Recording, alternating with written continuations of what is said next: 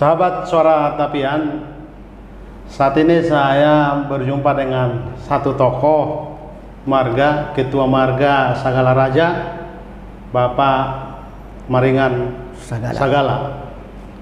Juga beliau adalah salah satu penasehat, tepatnya sekretaris dari penasehat Punguan Pangarato, Harian Boho, Jakarta dan Karawang.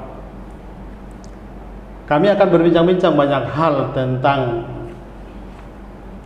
kampung halaman, terutama tepatnya Samosir, Harian Boho, Cianjur mula-mula, dan saya tahu kami dapat kabar bahwa Sagala Raja saat ini sedang membangun proyek tugu besar dari Sagala Raja dan kelak akan diniatkan menjadi tempat wisata yang bisa nanti dikunjungi banyak marga-marga yang lain, bahkan oleh pengunjung atau para wisatawan yang datang di kawasan Samosir. Horas, Amang. Horas.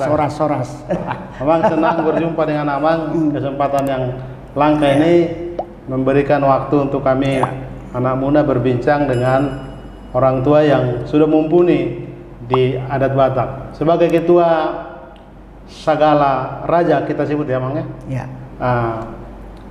Bisa cerita tentang organisasi Punguan Marga Mang di Sagala Raja di Jabodetabek ini. Ya. Sebelum sampai kita kepada penjelasan tentang organisasi Sagala Raja, pertama saya menyampaikan selamat datang. Ya. Bapak Hojot Marluga Lubang Gaul, wartawan Suara Tapian. Ya. Yang tentu pada pagi hari ini mengucap syukur kepada Tuhan, Ya. bisa kita berjumpa dan sehat walafiat, dan tentunya memang topik yang kita bicarakan adalah masalah perkampungan Harian Boho, tetapi saya menerima Bapak di tempat ini sebagai sekretariat Sagala Raja sedunia. Oh, sedunia, oke. Ya, inilah ruangan kami bersama-sama dengan teman-teman yang lain untuk bisa merancang berbuat sesuatu untuk Sagala Raja sedunia. Oke. Tentunya kita berbicara soal organisasi Sagala Raja. Ini adalah organisasi yang sudah lama berdiri sejak pada tahun 60-an di daerah ini. Ya.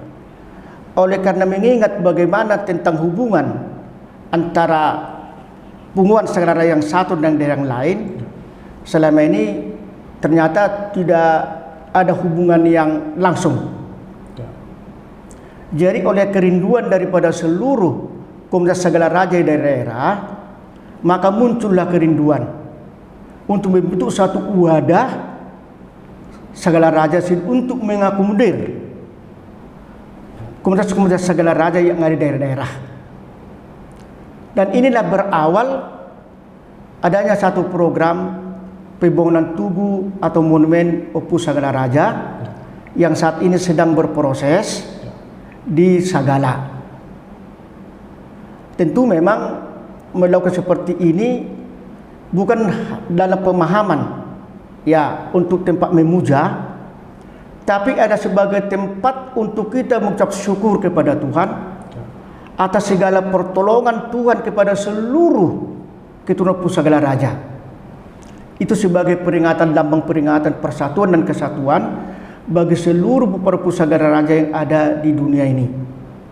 Dan tentunya di samping itu kita juga berupaya apalagi mendukung program wisata di Samosir. Ya. Apa kontribusi daripada keturunan Sagala Raja terhadap perkembangan wisata di Samosir? Tentunya salah satu adalah menjadi ikon wisata yang akan nanti akan dibangun lagi di bawah di tugu di parkiran itu, akan semacam nanti koperasi-koperasi. Karena saatnya kita bisa mengembangkan ulos-ulos Batak ini untuk dijadikan menjadi jas atau menjadi tas nanti sebagai oleh-oleh daripada masyarakat Sagala. Inilah salah satu kontribusi daripada anak rantau, bagaimana mengembangkan tanah leluhur, tempat kelahiran di sana, sehingga nanti daerah itu tidak lagi sepi, menjadi ramai. Seperti kita lihat perkembangan wisata seperti di Simanindo itu cukup layak. Bahkan sekarang ini di kampung halaman saya, Sibebie juga menunjukkan satu momen yang sangat menentukan masa depan daripada masyarakat setempat. Jadi inilah langkah kita pertama, dengan adanya persatuan kesatuan ini membuat satu wadah Sagala Raja yang salah satu programnya adalah pembangunan monumen yang dikaitkan nanti kepada wisata. Oke, Amang Sagala. Ya. Nanti saya akan lebih dalam menanyakan ini. Ya. Saya ingat begini, Amang. Ya. Ada satu ungkapan yang khas bahwa kerinduan tua atau purba dari manusia itu, ini hampir semua dialami manusia. Dia akan mencari asal usulnya. Ya. Dia akan kembali pada asal usulnya. Terkait dengan itu, kita orang Batak, orang tua khususnya, selalu ketika dia misalnya berhasil di rantau juga akan dia pikirkan kampung halamannya. Bisa diceritakan makna ungkapan itu, Amang, bagi kita orang Batak? Ya, ini salah satu filosofi daripada kita orang Batak, akan kerinduan kepada kampung halaman. Bagaimanapun kita hidup di rantau ini, juga kita kembali mengingat kampung halaman. Oleh karena itulah kita sudah berbakti di tengah-tengah bangsa dan negara, terutama kita sebagai PNS yang sudah pensiun, maka mulai tergerak hati kita. Apa yang saya perbuat untuk kampung halaman yang telah membesarkan kita mulai dari kecil sampai besar atas semua dua-dua daripada seluruh keluarga. Oleh karena itulah pertama sekali kami anak di rantau di sini di Jakarta ini bertemu bersama-sama dengan anak rantau untuk menyatukan satu visi, satu pendapat bagaimana sesungguhnya kita yang anak rantau ini memberikan kontribusi kepada kampung halaman dalam pengembangan kampung kita. Ini sebenarnya sudah ada, inilah mulai dibentuk Punguan ini adalah tanggal 15 April tahun 1971. Oh. Yang dulunya bukan PPHB, PPHS. Apa kepanjangannya itu? Punguan Persautaan Harian Boho sekitarnya. Oh. Itu dulu PPH-nya. Ini setelah berkembang, yang pada persen ada pendiri-pendirinya adalah termasuk waktu itu Pak Sinaga almarhum. Sudah boleh dikatakan hampirlah para pendiri ini sudah kembali ke pangkuan Tuhan. Hanya tinggal di sini adalah satu Jakob Sihotang. Oh. Yang saat ini bersama-sama dengan kami. Dan ini Punguan ini memang pada awalnya berjalan dengan baik. Namun di tengah-tengah perjalanan Punguan ini juga mengalami ya katakanlah hidup segan habis nafas. Iya. Karena ada beberapa di antara pengurus ada yang pindah dan sebagainya, dan juga oleh karena masalah-masalah sehingga ini sempat vakum sekian lama. Kemudian pada tahun 2001, 2003 muncul lagi ide ini. Bagaimana kita meneruskan perjuangan oleh para pendiri Punguan ini supaya betul-betul membawa nama Harian Boho itu dampaknya kepada kampung halaman. Disitulah saya pertama kali terpilih ya sebagai ketua PPHB yang pertama, dan anggota dan sekretaris saya pada saat itu adalah Ramses Simbolon yang sudah meninggal juga. Mulai kita benahi Punguan ini termasuk kepada tujuan apa yang akan kita capai. Ya. Kemudian ini berkembang. Ini juga memang jalannya organisasi selalu ada kendala, ada ini. Ya, sempat vakum lagi Ya, baru mulai eksis mulai tahun 2013 sampai 16. Terpilih lagi sebagai ketua umum daripada PPHB ini, yang mencoba melihat bagaimana kelemahan-kelemahan organisasi yang selama ini. Organisasi yang lemah jika tidak didukung oleh organ atau pelaksana-pelaksana yang kuat.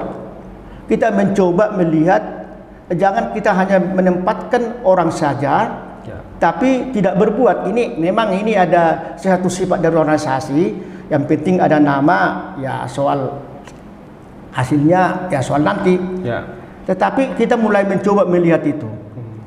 Mensinergikan semua potensi ya. Organ yang ada di organisasi. Dan kelihatannya mulai kita memikirkan di samping kita internal pembenahan daripada punguan di Jabotabek ini. Kita ada tujuan kita adalah bagaimana kita membangun kampung halaman. Sudah saatnya. Siapa lagi membangun kampung halaman kalau enggak kita? Apalagi ini sudah dilukai-lukan oleh Raja Jenderal Siregar pada saat itu, Marsipatur Martabe. Ini mulai tumbuh, mulai ya ini. Dan ternyata memang slogan-slogan seperti ini, moto seperti ini memang merayap.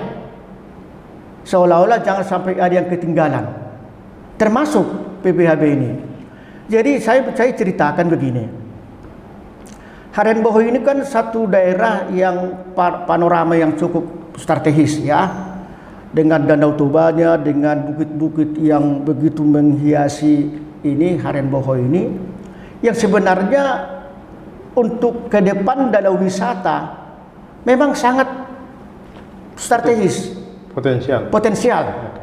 Dengan Danau Tobanya, dengan bukit-bukit, apalagi dengan munculnya gagasan daripada Surung Situmorang tentang si biaya ini salah satu prospek Harian Bohoi ini di masa akan datang yang lebih baik. Pertama saya gagas begini. Suatu daerah yang maju bila dibuka dengan jalan. Jadi kalau Bapak lihat dari penatapan Tele sampai ke Onarihit yang itu dulu luas jalan itu hanya 1 meter. Sekarang sudah 7 meter. 7 meter, dan caranya bagaimana? Memang untuk ke orang tua kita di kampung tidak boleh kekerasan. Harus memiliki nilai yang santun, kearifan lokal lah ya. Kearifan lokal. Dan mengajak mereka, walaupun memang banyak perkataan-perkataan yang tidak sesuai dengan kita, namun ada visi kita ke depan. Siapa lagi membangun kampung ini kalau bukan kita. Jadi oleh karena itu, dengan kami diutus dengan beberapa orang ke kampung halaman dengan telah mempersiapkan tali dan bambu. Untuk mengukur tanah. Kenapa tali dan bambu? Ya, karena dengan bambu ini kan mudah ditancapkan, dengan tali ada batas. Memang ini sudah 3 kali camat, tidak pernah berhasil. Dan coba bayangkan Pak, pada saat ada orang sakit, bagaimana mereka membawa orang sakit ke rumah sakit? Jalannya kecil, berbatu-batu lagi, belum lagi ini. Inilah awalnya. Dan itu setiap camat mau memperluas jalan ini, para orang tua di sana itu bawa kampak. Siapa yang berani, ya inilah alat ini. Memang ya namanya pejabat ya. Satu, di samping itu tak juga menghormati para orang tua. Ya, yang kedua ya sebenarnya untuk kebaikan masyarakat.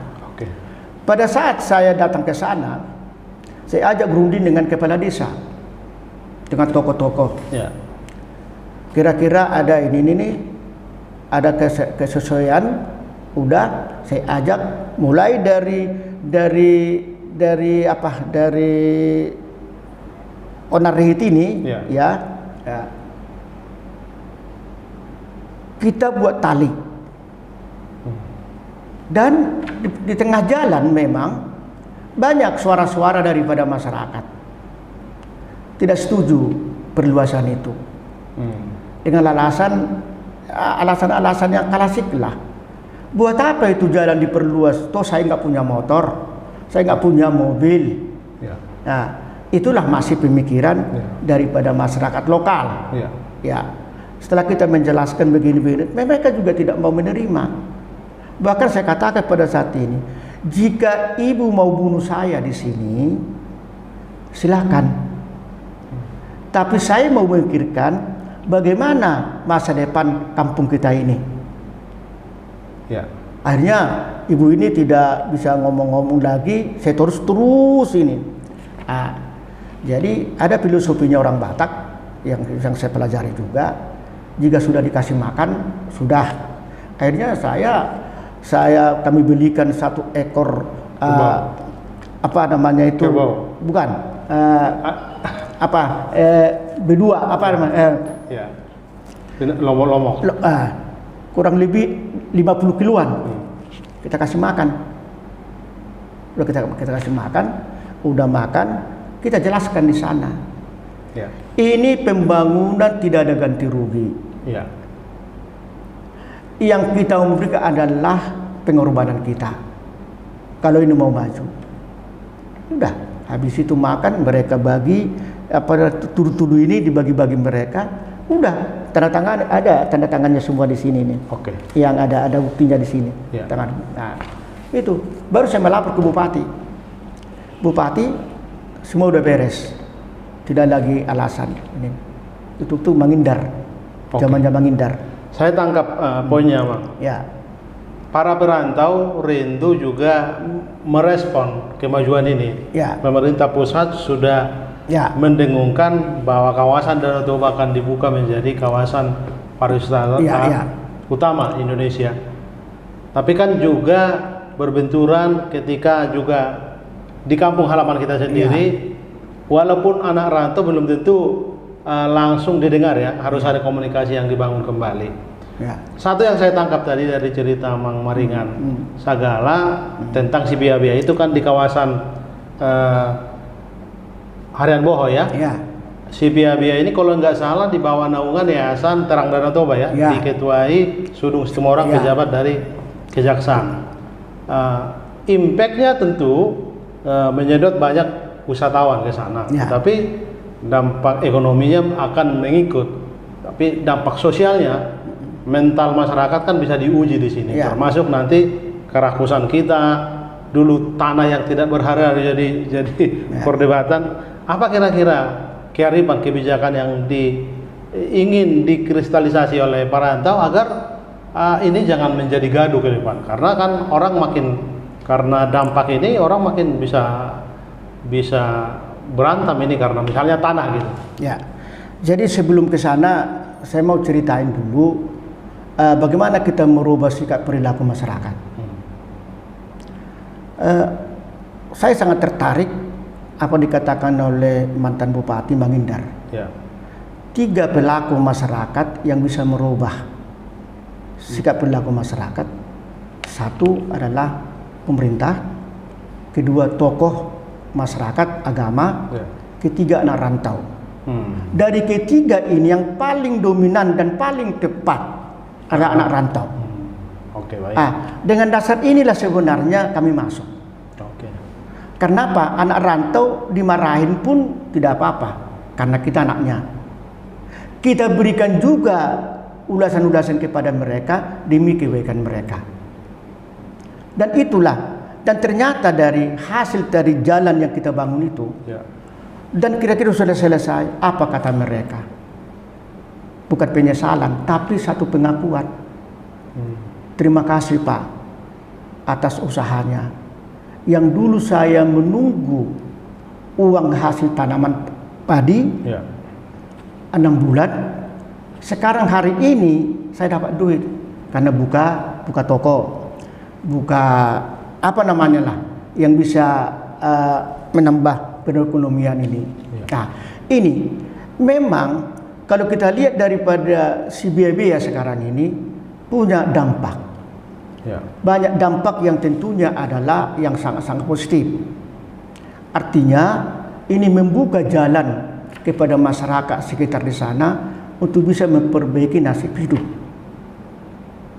Tetapi di sana itu adalah ada masyarakat di sana yang seperti kata-kata masih sulit menerima perubahan itu.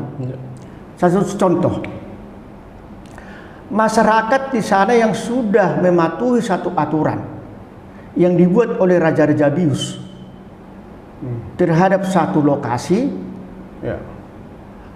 oleh karena kepentingan pribadi-pribadi, akhirnya mereka tidak lagi mengikuti aturan itu. Inilah salah satu persoalan penyebab utama di tengah-tengah masyarakat Harenboho sekarang ini, ada perbedaan, ada perpecahan. Nah, perpecahannya apa? Karena digandrungi oleh karena kepentingan-kepentingan tertentu. Sehingga akibatnya inilah terhambatnya satu pembangunan di Harenboho yang dulunya lokasi itu tempatkan jadi pendidikan SMA, tapi kan ditolak oleh masyarakat itu, akhirnya jadinya diarahkan di Janji Martahan. Jadi tentunya kepada si biaya ini memang ada sekarang beralih pikiran anak-anak muda di sana untuk ikut serta di dalam. Ya, yang kadang-kadang ya ini juga membuat juga terhadap anak-anak didik di sekolah di sana terpengaruh daripada sikap seperti ini. Dan ini memang kita harapkan kepada para orang tua di sana, itu satu teknologi di melalui biaya ini akan memberikan dampak yang baik kepada masyarakat kita. Tetapi jangan terlena oleh karena untuk kebutuhan pendidikan. Pendidikan ini perlu tingkatkan mulai dari kecil sampai atau mendapatkan ilmu yang setinggi-tingginya untuk bekal dia di masa-masa akan datang.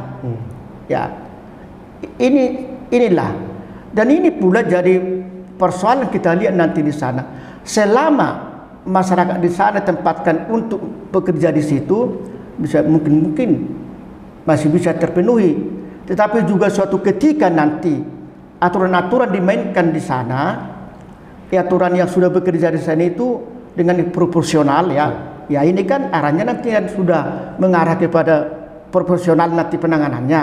Ya, yang sekarang ini masih sifatnya ini, dan ini juga membuat masyarakat di sana gandrung karena dengan adanya dapat duit dan begini lupakan tanggung jawab yang lain.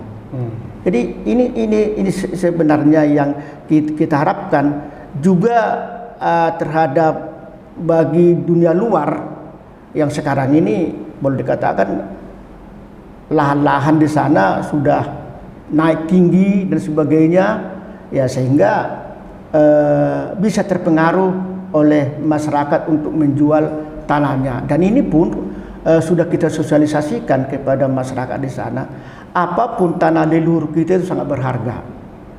Jangan karena tergoda oleh uang, akhirnya nanti ini dipakai untuk hal-hal yang mungkin ya menurut kita ya. Jadi ini perlu kita jelaskan itu sebagai anak-anak rantau kalau pulang ke kampung halaman. Kira-kira solusinya, Bang? Tadi saya sebutlah sikap barbar itu, apa yang harus dilakukan anak rantau agar itu jangan jadi gaduh nanti? Ya, itu kita sudah adakan satu pendekatan, ya. Bagaimanapun waktu pertemuan kita dengan camat, kita menjadi fasilitator, memfasilitasi pertemuan dengan tokoh-tokoh masyarakat di sana itu supaya jangan timbul gaduh. Tetapi sekarang persoalan di tengah jalangan yang sekarang jadi masalah di sana itu sekarang udah kita bawa kepada satu proses hukum. Itu karena di bidang punguan Harenboho ini ada bidang hukum. Kelebihannya ya untuk bisa menangani itu sehingga nanti pada akhirnya nanti semua akan menerima. Ternyata Harenboho yang saat ini ada satu wisata di sana yang sangat menarik, yaitu Siberia. Juga bukan hanya perhatian anak rantau, tetapi juga menjadi perhatian banyak orang sekarang, bagaimana itu terus makin mempesona ya. Tetapi saya dengar juga Amang Maringan bahwa anak rantau juga sadar betul bahwa harus disiapkan mentalnya, termasuk pikiran-pikiran hal-hal gagasan yang mau disampaikan anak rantau ke masyarakat di kawasan Harian Boho, agar secara mental siap jiwa kita ini atau hati kita ini untuk menjadi kampung wisata begitu. Apa yang dilakukan? Jadi untuk menerima wisata yang berkembang saat ini memang tidak semudah kita harapkan. Ya. Terutama faktor daripada manusianya. Tentu masyarakat Harian Boho itu perlu dibekali. Siapa yang membekali? Dan tentu pemerintah. Tentu tokoh-tokoh masyarakat. Dan juga anak rantau. Ya.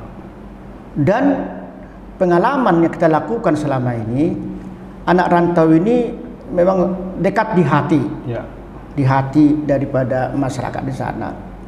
Maka sebelum kita memasuki kepada pengembangan wisata, yang apalagi dengan Siberia ini, jauh sebelumnya kita sudah persiapan mental, mengungkapkan kepada masyarakat setempat bahwa perkembangan teknologi saat sekarang ini ada sesuatu hal yang sudah harus kita lakukan. Bagaimana kita respon dengan adaptif ya? Ya, kita respon. Ya. Kalau kita ketinggalan zaman. Ya. Padahal ini ada sesuatu yang sangat terbaik. Ya. Untuk itu bagaimana supaya Siberia ini juga menjadi wisata yang sangat dikunjungi orang, maka lokasi Harian Boho juga harus ditata kembali.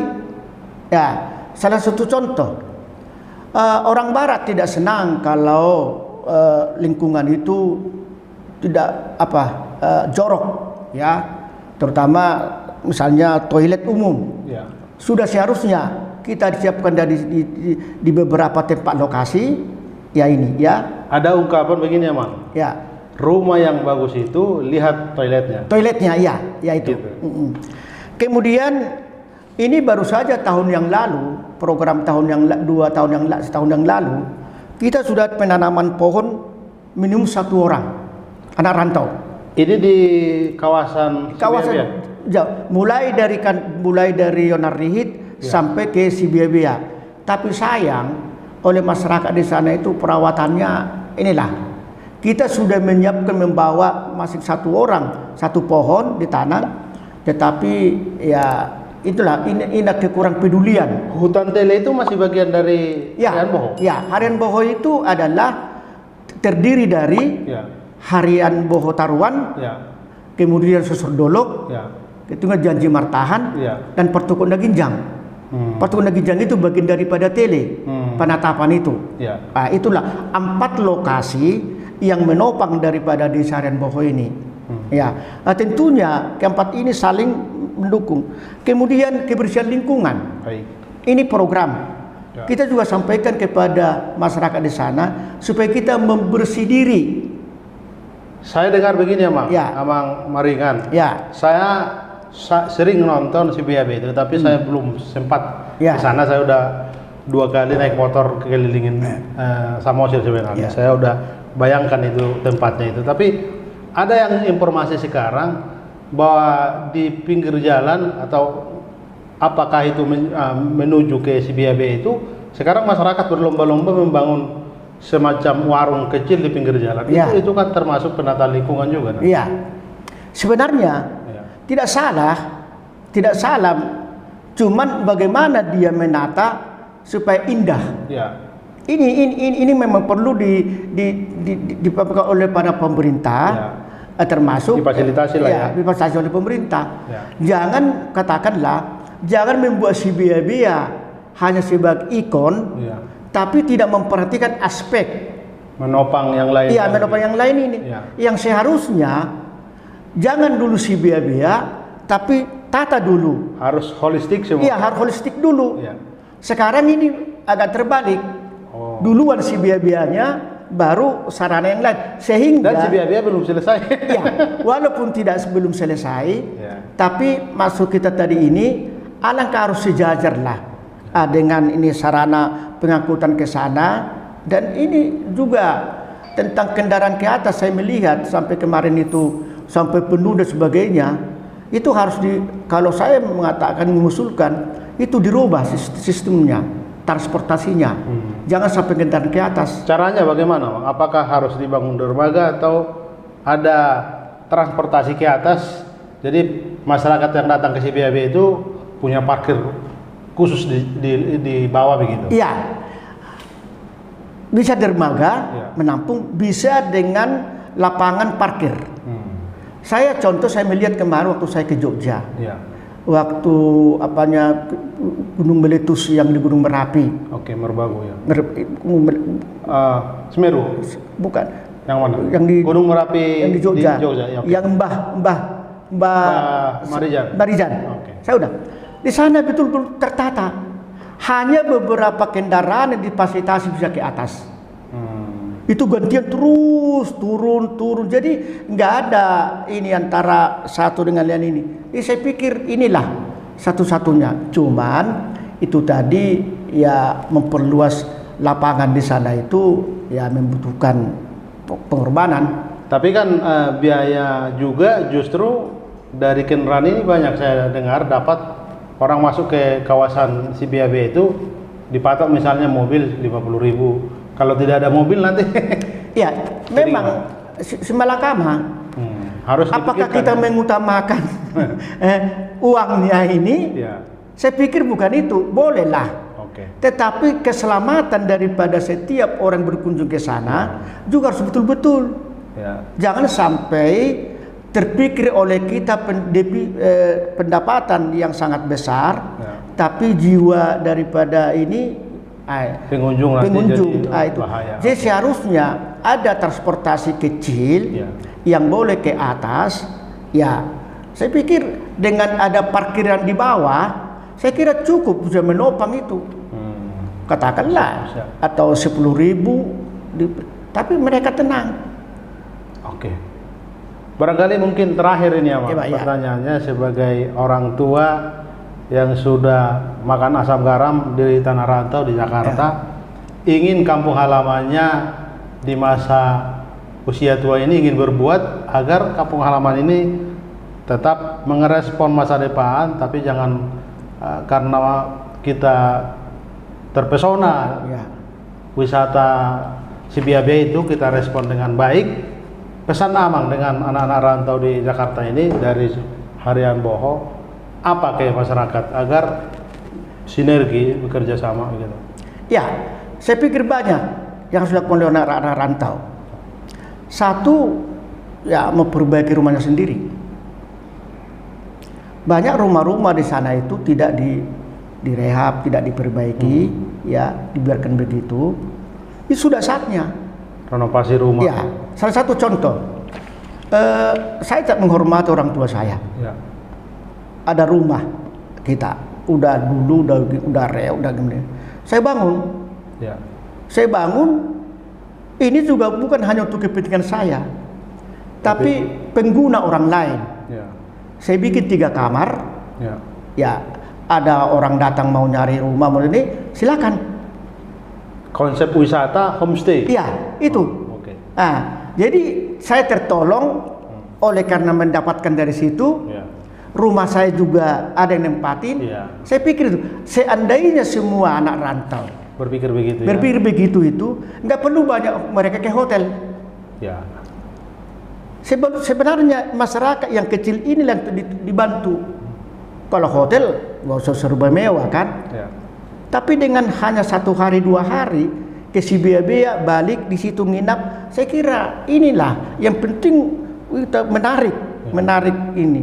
Jadi inilah, ini persoalan pribadi mungkin tidak bisa. Tapi saya sudah katakan sama mereka, jangan biarkan rumah itu begitu. Tapi baiklah perbaiki. Satu, ya penghargaan kepada orang tua kita yang telah membangun rumah itu. Ya, daripada kosong, lebih baik diberdayakan. Dimanfaatkan. Iya. Karena kebetulan ya saya ini kan di pegawai negeri di DKI ini dulu di bidang pemberdayaan. Oh. Jadi bagaimana memberdayakan masyarakat itu supaya jangan hanya penonton tapi pelaku. Ini ya, justru inilah yang saya terapkan di kalau pulang ke kampung halaman saya, menyerahkan kepada mereka, jangan kita senang sebagai penonton. Oke. Mari kita sebagai pelaku, apa yang kita perbuat. Oke. Itu ya. Umur berapa sorry ya, Mas? 74. 74 ya.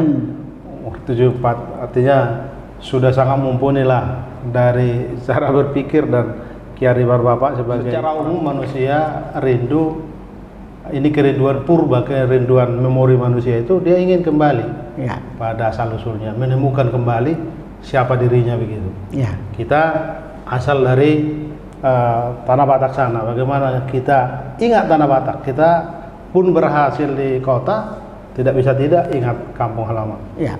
Salah satu contoh yang saya kerjakan sekarang, Ya. di samping perhatian saya kepada harian Boho, Ya. sebagai fungsionaris, saya sudah katakanlah walaupun masih jauh yang diharapkan, tapi pengumuman harian Boho ini sudah berbuat. Ya. Ya, artinya dengan beberapa kasus-kasus telah kami selesaikan Ya. dan perbaikan jalan, juga termasuk masalah pembangunan gereja. Gereja di sana itu, GKP di sana itu boleh dikatakan sudah lama, udah reok semua itu tuh. Abang jemaat GKPI. oke. Jadi saya lah sebagai ketuanya. Dan saya berpikir begini, kesalahan fatal anak rantau dengan kampung jika diserahkan semua dana itu ke kampung. Harus ada pengawasan juga. Dan seharusnya kita harus pulang. Ya. Dan itulah. Itu kesalahan ya. Ya, jadi itulah yang di dana GKPI yang Berarti begini, Ya. Abang Sagala. ya, Berarti kalau kita berbuat jangan setengah-setengah ya. ya, Kalau kita bekerja membantu kampung halaman, Ya. jangan hanya uang, Ya. waktu juga diberi dong. ya. Jadi benar-benar tuntas Jadi- bantuan itu ya. Kita pulang juga tidak sekedar memberi uang, tapi kita juga ikut ngangkat semen ke atas. Jadi supaya masyarakat juga mengerti loh, mereka sudah berusaha mencari dana di sana, kok masih kerja. Itu kita mau bikin satu contoh teladan itu kepada mereka. Baik. Bahwa betapa kita peduli kepada kampung halaman. Kedua contoh, seumur saya ini sebenarnya tidak lagi terpikir lagi kepada hal-hal yang tadi. Bayangkan Pak, 74 tahun Ya. membangun satu monumen dengan biaya 5, sekian M. Ya, Tapi masih diberi ya. hati. Baik. Dan itulah pada saat itu hanya begini. Di saat masa pandemi, saya termenung duduk. Saya dari pengabdian negara, Ya. saya sudah selesai. Dari pengabdian sebagai pelayan di gereja, saya sudah 3 kali periode guru jemaat. Ya. Dan membangun gereja kita juga di Pulau Mas. Bahkan saat ini saya sedang kami membangun lagi gereja GKP di Cipayung, Ya. dekat di sini. Nah, saya terpikir apa? Mulai saya terpikir kembali kepada basic tentang Asal usul. asal-usul. Ya. Saya berpikir satu opung sudah terpencar di seluruh dunia. Ya. Siapa mengingat itu kalau tidak Poparan itu? Ini pekerjaan yang sangat sulit. Membangun satu monumen satu opung saja Ya. belum tentu bisa. Apalagi ini mengumpulkan seluruh komunitas segala raja di dunia ini. Estimasinya berapa kakak sekarang jumlah? Kami sampai sekarang ini yang sudah mendaftar loh ya. Ya. Menurut donasi ini kurang lebih 2000 kakak. 2000 kakak. Tapi Itu hanya segala ya, belum Boru dan Bere? ya itu. Kalau dikumpulkan sudah ada sampai 3000 4000. Nah, Baik. Itu. Jadi karena kami caranya mengambil dana ini adalah cara gotong royong. Ya. Jadi kami tidak mempersoalkan ya siapa yang ini, enggak. Mau memberikan seikhlasnya. Ya. Jadi kami 200.000 per keluarga. Itu pun kalau bisa silakan, kalaupun di bawah 200. Jadi yang penting adalah ada kewajiban dia ikut serta. Jadi itulah salah satu yang kami lakukan sekarang ini. Walaupun memang ya kita tahu ada orang-orang tertentu, ngapain lagi bangun tugu monumen, lebih baik bangun yang lain. Ada saja. Tapi saya katakan monumen bukanlah tempat tulang belulang. Adalah sebagai lambang peringatan bahwa Tuhan menyertai seluruh peperannya. Alangkah lebih baik ada itu sebagai peringatan saja, mengingatkan bahwa inilah opung kita, leluhur kita, ciptaan Tuhan yang telah memberikan yang terbaik bagi kita seluruh peperannya. Itu. Kemudian bagaimana kehidupan ini di tengah-tengah lingkungan? Apa kontribusi kita tadi? Ya. Sebagai anak rantau, kita menopang wisata di Samosir. Okay. Dengan cara apa? Melalui ini. Tapi bukan hanya semacam fisiknya, tapi akan kami menyebarkan nanti di bawah Inuntani ada semacam UKM. Okay. Operasi. Dan berdampak ke masyarakat di sekitar masyarakat ya. Jadi inilah untuk menjawab pertanyaan-pertanyaan selama ini. Untuk apa? Ada apa yang sudah diberikan anak rantau? Oke. Inilah sebenarnya sama dengan pertanyaan yang di Haranboho juga. Ada apa yang sudah diberikan anak rantau? Walaupun kan saya katakan belum sepenuhnya bisa kami berikan. Waktu di mahasiswa itu dapat pemahaman ilmu sosiologi, dan antropologi dan psikologi.